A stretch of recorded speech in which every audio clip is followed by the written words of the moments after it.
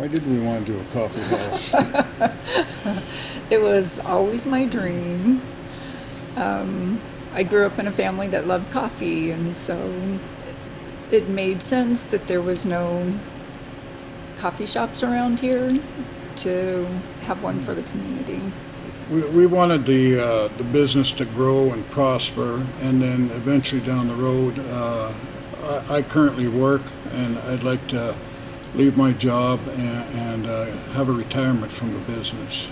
Banks wouldn't talk to us because it was a new startup, and so we used $40,000 of our own money to start the business. When we opened this coffee shop, I mean, we really wanted a place for our community, and Mom and Dad and I had always talked about doing this, and so it was exciting and equally terrifying.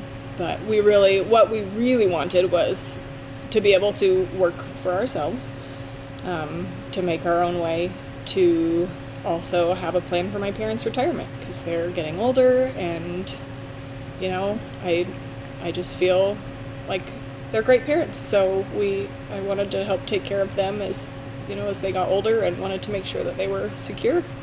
The first year and a half of our business was a struggle, like probably any other small business. Lots of trial and error. We learned a lot about, patterns of our community and our demographic, and how to draw people in, what worked, what didn't. We learned how horribly slow the summers are.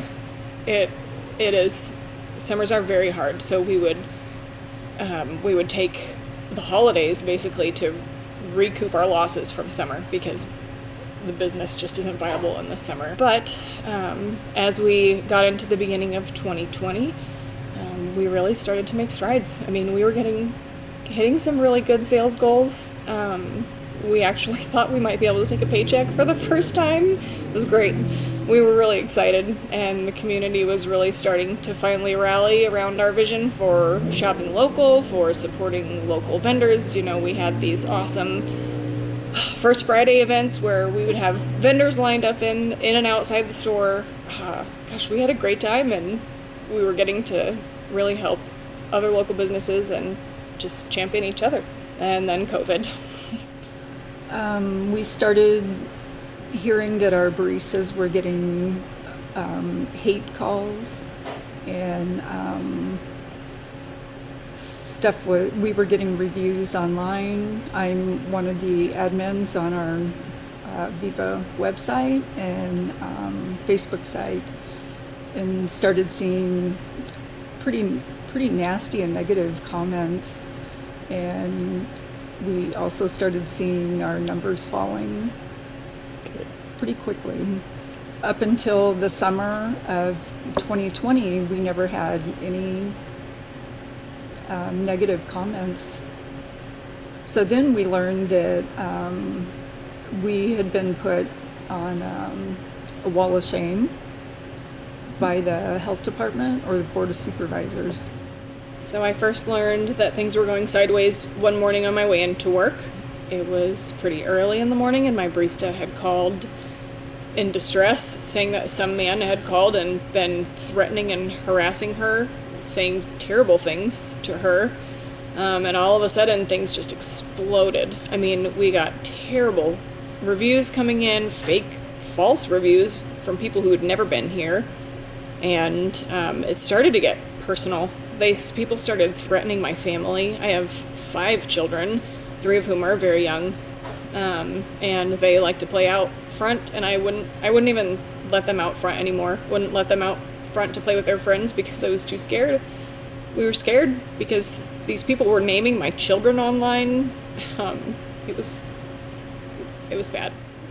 We had Andrea called us and told us that Kelly was arrested at the Board of Supervisors, and it was pretty vague, so we had no idea what happened.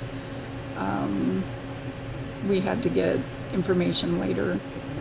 Well, we felt, I guess, like devastated. why did this happen? He went down there to speak to them, and the next thing, he's got handcuffs on and being taken back behind, back in the back room. You know, here he is, he's trying to talk to them and let them know what's going on, and then he ends up in handcuffs. My family has been submitted to threats. My family has been submitted to threats because of you. Death threats on my staff. You are violating my civil rights. You are resisting. I'm not resisting. I'm just strong.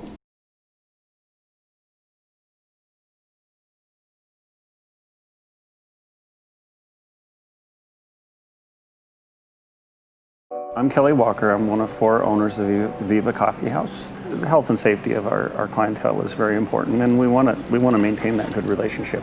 We've always passed our health inspections with, I'd say, with flying colors. In this environment where you're raising kids, trying to keep the coffee shop going, trying to understand these constantly changing regulations, it's really hard to keep up with what's going on. It's been really slow, and we've had to do events and bake extra things and make things special to try and get our numbers up for the holidays. We have the objective data to date directly connecting the county's actions against us with a negative impact on our online reputation and ratings.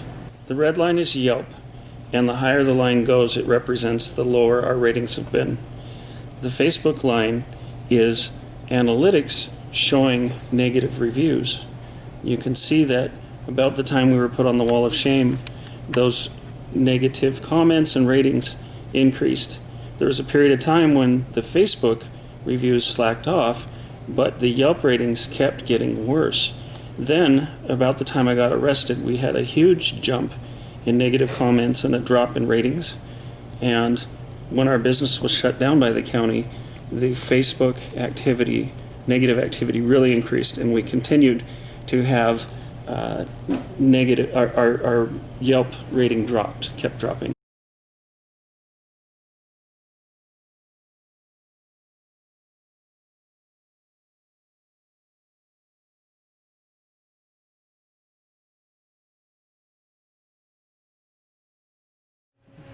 It's kind of an uneasy, uncomfortable situation to be in, because we don't know what the future's going to hold for us.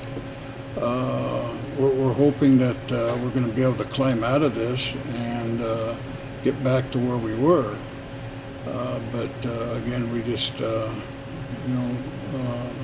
Cheryl and Andrea are just, they're baking like crazy. They're spending hours and hours in the homes baking to try and bring our numbers up. We're trying to do events like Cheryl said. It's been hard. It's been very hard. My biggest fear is that my parents put $40,000 of their money into this, that Kelly and I put thousands and thousands of dollars into this, that, we've invested countless hours, our whole lives for the last couple years, that we have an investor that entrusted us with $20,000 of money. And then my biggest fear is that Board of Supervisors and the health department and the sheriff just destroyed it.